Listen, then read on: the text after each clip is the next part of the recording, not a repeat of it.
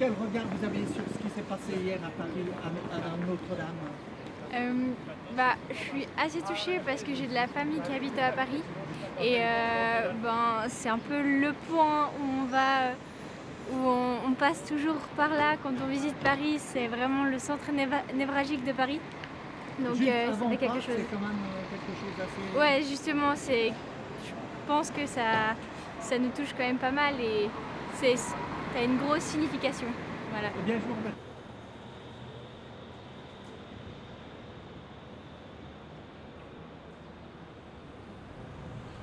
Capitaine Jacques, 18 h, île de la Cité, la cathédrale Notre-Dame est en feu.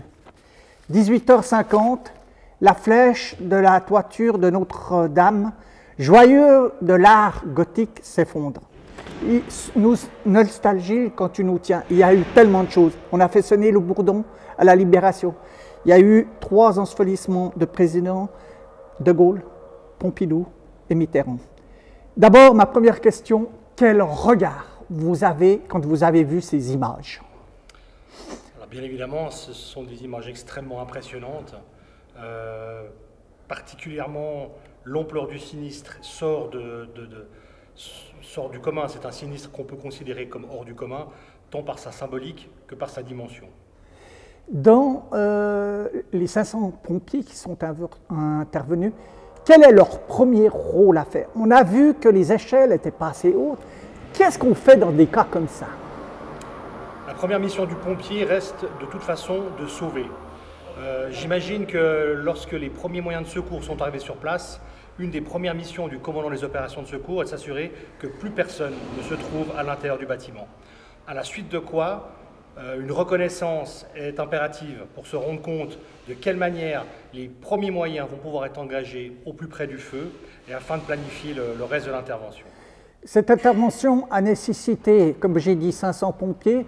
Le rôle, c'est avec ces lances qui sont trop petites, comment on peut faire pour essayer d'éteindre? Parce qu'on n'a pas pu rentrer, on n'a pas pu monter sur les tours.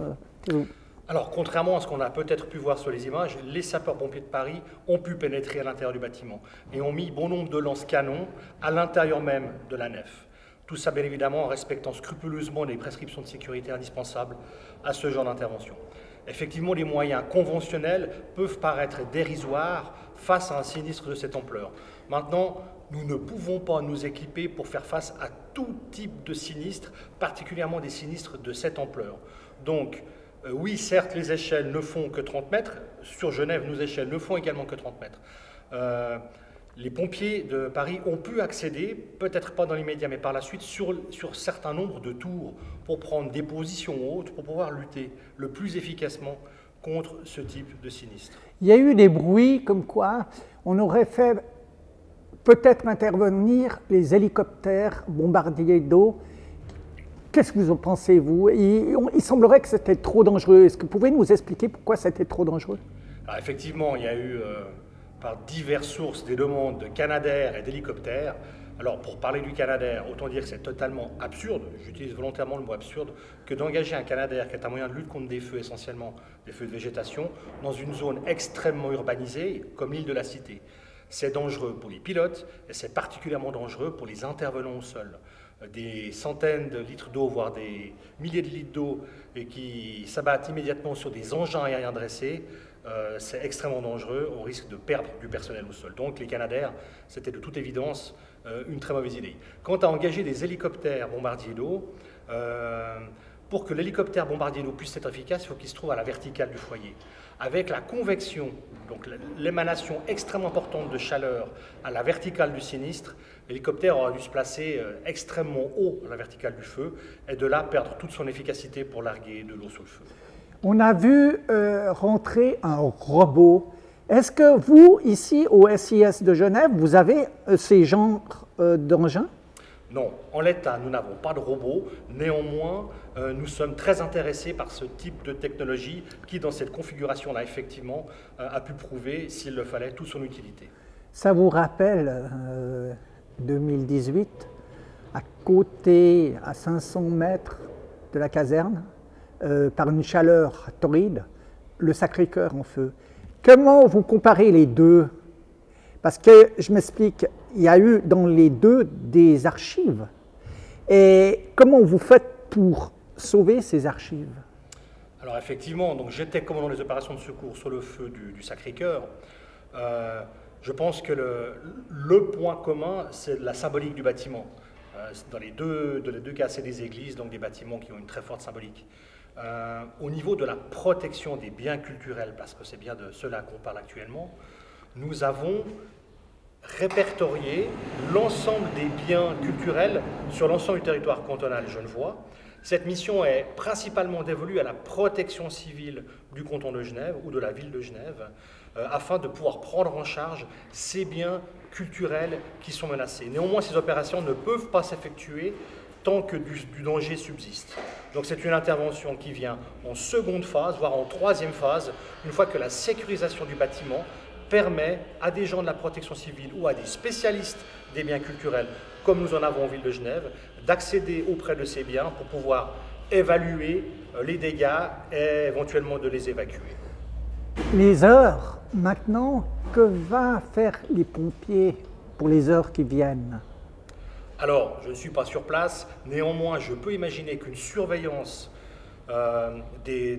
afin d'éviter une éventuelle reprise, cette surveillance va être mise en place pendant, je pense, plusieurs jours, car vu le volume du sinistre, il est très probable qu'il y ait quelques reprises de feu sous les amas de poutres et autres. Ensuite, va se poser la question de la stabilité de la structure et la stabilité des échafaudages qui ont fortement souffert de la chaleur. Là également, avant d'engager du personnel intérieur, il va falloir s'assurer de la sécurité du bâtiment, ce qui n'est pas une mince affaire. Les pierres, tout ça, avec l'eau, elles n'aiment pas beaucoup. Ces pierres, elles ont une histoire, elles datent de très longtemps.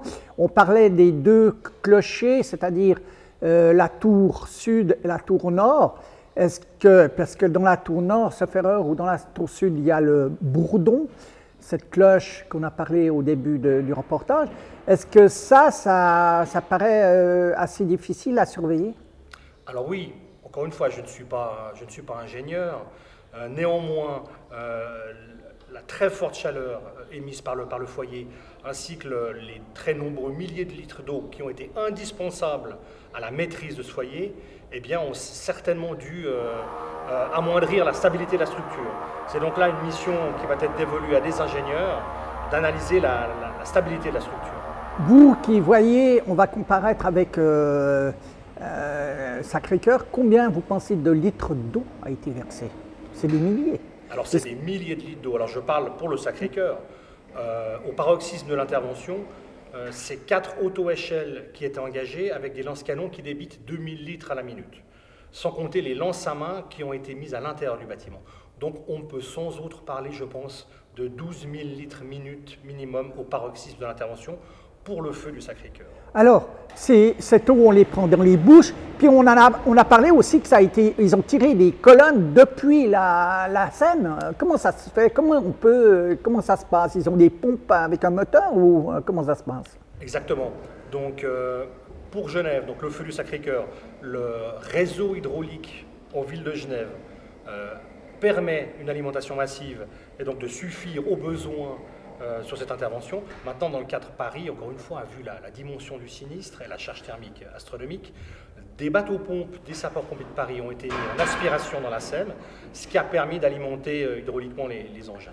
Vous parlez d'aspiration. Est-ce que vous pouvez nous dire en 2 mots comment ça se passe? On est sur un bateau et on a des moteurs qui font pomper C'est tout à fait ça. Ce sont donc des bateaux-pompes, des bateaux qui sont prévus pour aspirer l'eau de la Seine en l'occurrence, et la refouler soit directement sur des canons à eau ou des lances à main depuis le bateau, ou dans la configuration qui a été utilisée hier, tirer des lignes d'alimentation jusqu'aux engins-pompes. Dans les images qu'on a vues, l'échafaudage a tenu. Moi, je pensais qu'un échafaudage avec les flammes qu'on a vues aurait fondu. Comment vous pensez qu'un échafaudage peut tenir comme il est tenu? Il n'a pas été déformé. Alors, je me pose la même question que vous. Effectivement, on a vu à un moment donné que l'aluminium de l'échafaudage fondait.